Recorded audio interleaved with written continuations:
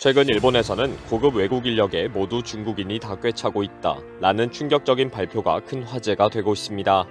일본 기업의 고도 전문직에 상당수의 중국인이 곳곳에 자리를 차지하고 있고, 이런 중국인 고급 인력이 없으면 일본이 큰일 난다는 분석까지 나왔기 때문입니다.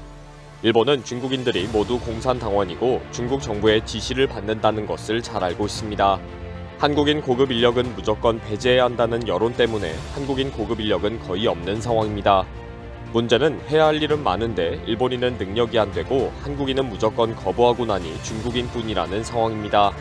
이런 상황에 일본인들의 반응은 충격적입니다. 최근 일본의 고도 외국 인재들의 대부분이 중국이라는 뉴스가 큰 화제가 되었습니다. 고도 외국 인재란 일본의 기업이나 연구기관에서 일하는 고도의 전문 기술 인력을 말합니다. 일본은 고도 외국 인재에게는 1년 만에 영주권을 주는 등 일본 국적과 같은 혜택을 주고 있습니다. 2020년 6월 말 기준으로 전체 고도 외국 인재는 17,199명인데 국적별로는 중국인이 전체 66%를 차지하고 2위는 인도, 3위는 한국 순위로 밝혀졌습니다. 일본 정부는 고도 외국 인재가 일본 산업의 혁신을 이끌고 있고 산업 발전에 큰 기여를 하고 있다면서 이 제도를 더 확대할 계획입니다. 그러나 문제는 중국인에 의한 기술 유출과 중국인이 일시에 빠져나갈 경우 산업 붕괴의 우려가 심각합니다. 과거 경제산업성이 실시한 정보 유출 실태조사에서 126개 기업 중 80개 기업이 중국으로 기술 유출이 발생한 것 같다는 응답을 한 적이 있습니다. 산업 전문가들도 해외에 나갈 정도의 우수한 중국 인재는 모두 공산당원이다. 우수 대학에 입학하고 장학금을 받으려면 공산당원이 아니면 불가능하기 때문이다 라고 지적합니다. 중국은 공산당에 충성심이 없는 사람은 유학이나 학비 지원 등을 허가하지 않는다고 모두 알고 있습니다.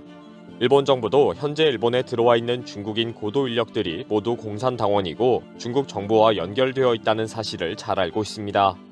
그러나 일본 정부도 산업계는 공산당원이 아닌 고도 인재 중국인을 찾는다는 것이 불가능하다고 고백합니다. 어쩔 수 없이 일본에는 고도의 기술을 가진 인재가 필요한 위급하고 중요한 상황이기 때문입니다. 특히 일본 정부는 현재 일본 내 외국인 유학생의 35%가 중국인이다.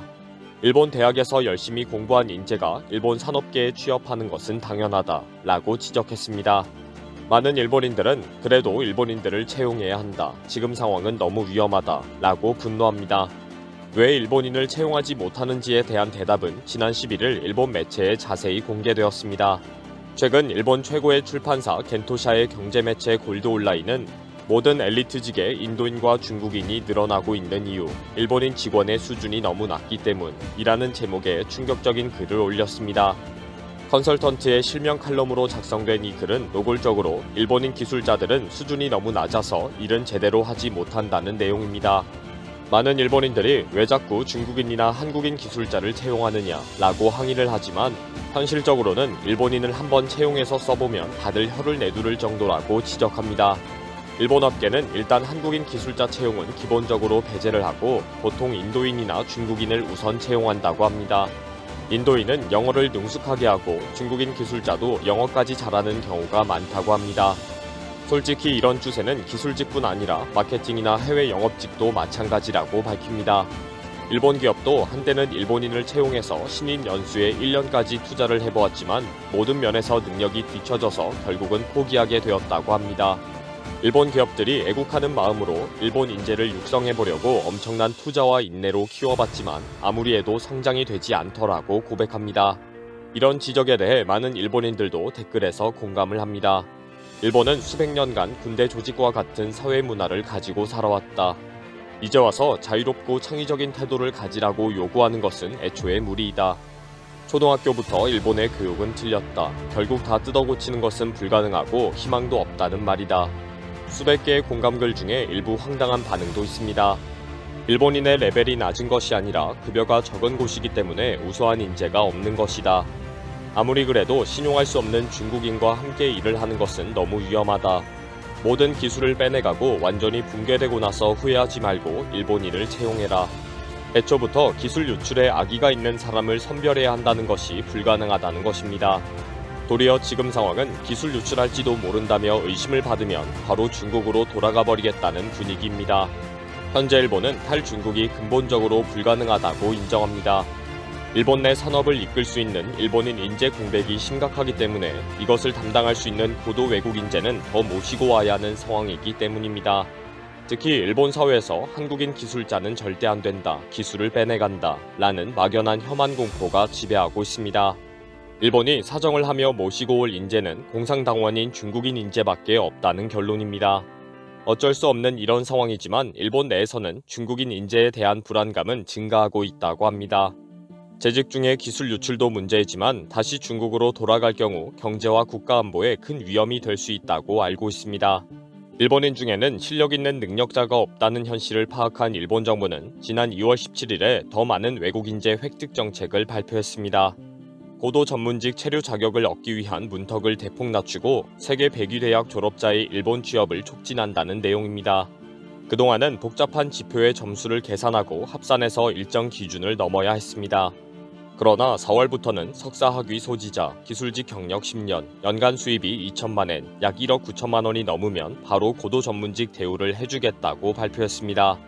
사업을 한 사람이라면 사업 경력이 5년 넘고 연간 수입이 4천만 엔, 약 3억 9천만 원을 넘으면 됩니다. 그러면 1년만 거주하면 영주권을 주고 가사 도우미도 2명까지 고용 가능합니다. 그리고 세계 대학 순위가 100위 안에 드는 대학을 졸업했고 졸업한 지 5년이 지나지 않은 경우에는 일본에서 최장 2년간 머물 수 있도록 허락하기도 했습니다.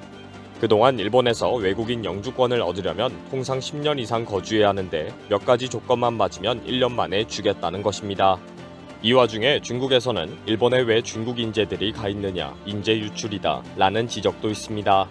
해외에서 공부를 하고 중국으로 돌아오지 않는 것은 중국 정책 잘못이라는 비판이 많습니다. 그러면서도 은근히 중국에 도움이 될 것이라는 표현이 많습니다.